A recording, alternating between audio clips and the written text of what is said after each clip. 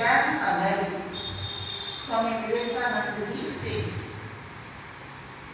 ಯಾರು ಇತರರಿಗಾಗಿ ಬದುಕುತ್ತಾರೆಯೋ ಅವರದೇ ನಿಜವಾದ ಜೀವನ, ಉಳಿದವರು ಬದುಕಿದರೂ ವ್ಯರ್ಥ.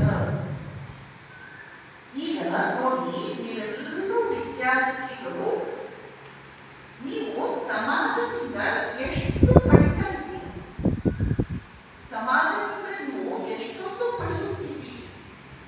Medical facilities, educational facilities, road service, lighting service, library.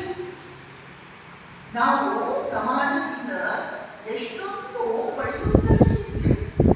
Road clean ಇದ್ದಿದ್ರೆ ನಾವು ಉಪಯೋಗಿಸಲಿಕ್ಕಾಗುತ್ತ, ಚರಂಡಿ ಸ್ವಚ್ಛ ಇದ್ದಿದ್ರೆ ನಾವು ಓಡಾಡಲಿಕ್ಕಾಗುತ್ತ ರಸ್ತೆಯಲ್ಲಿ. ಇವನ್ನೆಲ್ಲ ನಮಗೆ ಯಾರು ಮಾಡಿಕೊಡ್ತಾ ಇರೋದು?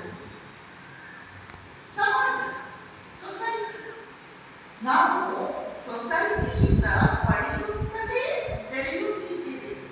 ಹೀಗಿರುವಾಗ ನಮಗೆ ಒಂದು 22-25 ವರ್ಷ ಆದ ಮೇಲೆ ನಾವು we have to return what we have received till now.